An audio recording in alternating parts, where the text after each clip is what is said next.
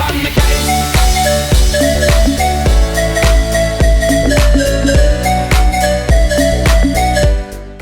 Hey, what's going on, everyone? Designedcoma here. Welcome back. And the gameplay you're watching is me playing some Black Ops 3. So, what's up for today's video? Well, I kind of wanted to go down a little bit of a history lane, I suppose you could call it. This is going to be kind of interesting for some and quite funny for others because they'll know what I'm talking about. This has to do with 12 things that today's gamers are basically either, I don't see them not remembering it, but today's gamers probably have no idea or no clues to what they are and what it was like, you know, back in the day when games were first coming out. So there's 12 items. I'm going to go through each of them kind of quickly, you know, and hope you guys enjoy the video. And it might be a little bit lengthy one, so you know, apologize for that. But this is pretty cool. You know, this is really interesting and it's really funny for others as well. So let's get into it. Number one, for years and years, well, we really only had Pong, you know, when it came to games. You know, I mean, there were other games on the Atari, but in all honesty, some of the games on there just weren't really all that great. So we kind of got stuck with Pong for most of the time. Asteroids was pretty decent, but for the most part, Pong was pretty much it.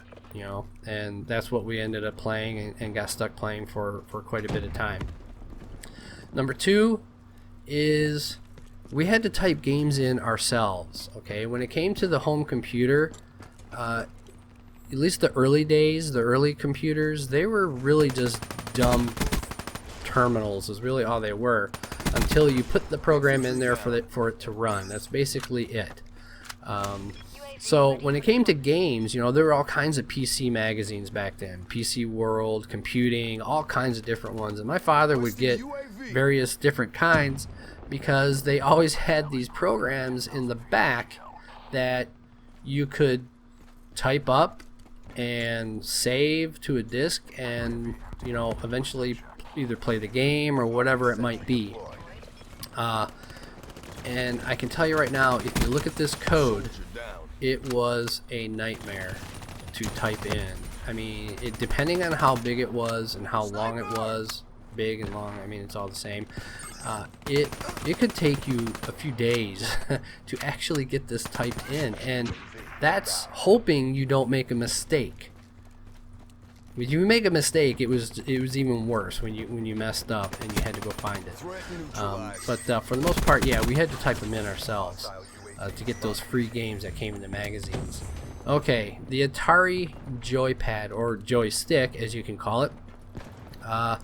Basically, this was it. This was our gamepad. This is what we used to play our games with. And it was, you know, obviously it's only one button, but to be honest with you, I mean, it worked pretty decent. The problem is it didn't really hold up very long. I mean, eventually it broke, and then you had to go buy another one. And it took them a little bit of time before they started actually selling those joysticks separately. You know, it really only came with the Atari 2600, you know, with the console. But eventually, you know, if it broke, you needed a new one somehow. I mean, eventually they ended up selling them, you know, separately. So,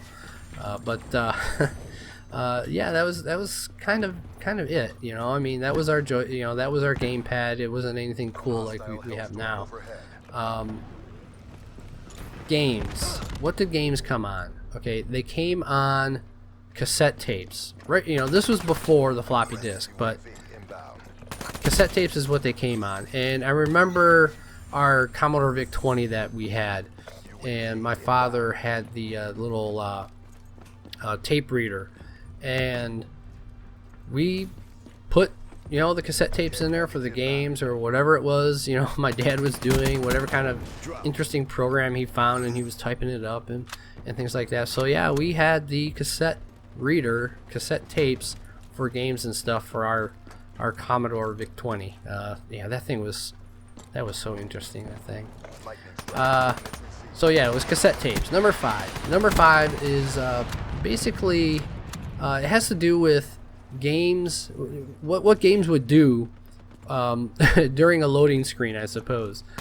Basically, they showed a pixel art. They showed some pixel art, flashing colored lines, and on the screen while loading. This was basically to make you think that something was happening when it wasn't really doing anything. Because it wasn't doing nothing. It was basically just reading the disc, and eventually it would have the game in there, and you would be able to start playing. So all this flashing stuff was just to kind of make you feel good. Instruction books. Okay, number 6 has to do with instruction books. Now, back in the day, instruction books were super thick. I mean, we're talking, some of them were the size of novels. If you think in terms of Flight Simulator, if you were to look at the instruction book for that thing was massive when Flight Simulator was first out. Unlike today, where we literally have basically no instruction manual whatsoever for the game. It's built into the game itself.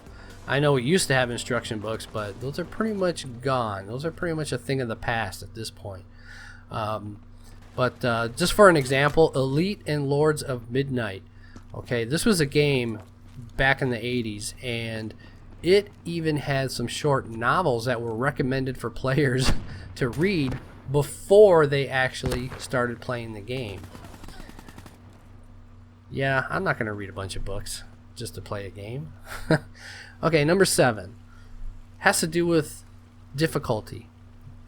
Alright, now back in those days, games were actually pretty hard. They were pretty hard. Not saying that games today don't have their level of difficulty, but back then it was just it was a lot harder than what you think in terms of games. If you go back and play some Donkey Kong, it's gonna frustrate the crap out of you. I can tell you that right now.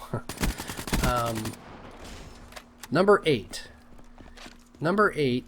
is something that a lot of people just take for granted, I think.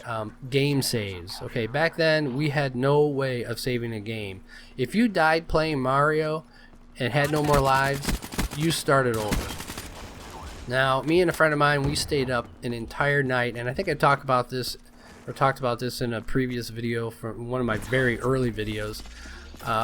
Is that we stayed up all night to play Super Mario Brothers all the way through, and we ended up doing it. We accomplished it, and we did die quite a number of times and had to start over, but eventually we did it. But it was an all-nighter kind of thing, and that was the last time I ever stayed up playing a game all night like that.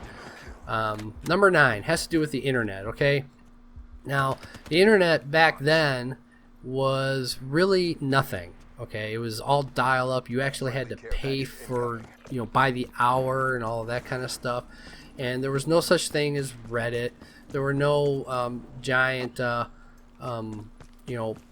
lobbies where you could go and play up to like 32 or more players. There was nothing like that. Basically, all the internet was for us in those days was bulletin boards, and all it was people yelling at each other. That's basically all it was.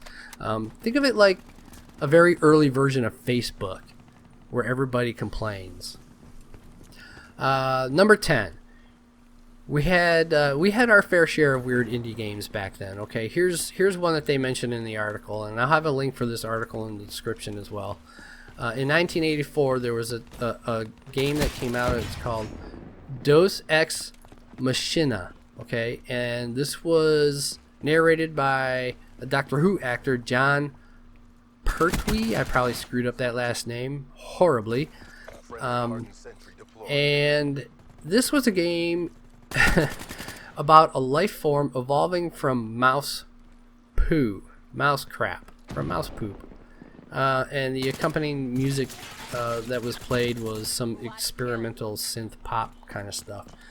You might want to look that up and maybe find some little bits about it. I haven't really looked into it all that much, but yeah. So yeah, that was a very, very weird indie game. I never played it or anything, but yeah, it was really strange. Number 11. No such thing as a YouTuber back then whatsoever, because obviously YouTube wasn't around and all we had was bulletin boards, right? But what we did have was PlayStation Magazine. There was was it Nintendo Power or and there was Electronic Gaming.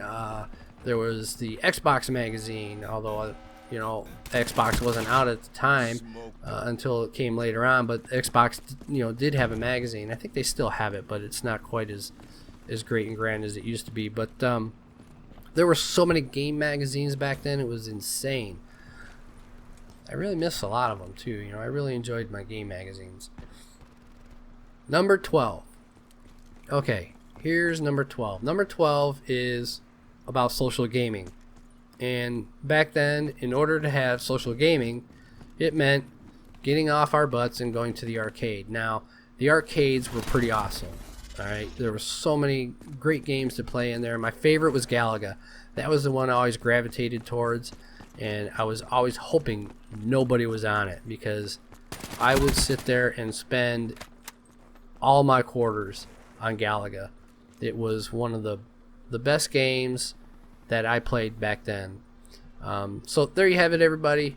It's the 12 things that some gamers may not know about and some gamers do know about. And I hope you guys enjoyed the video.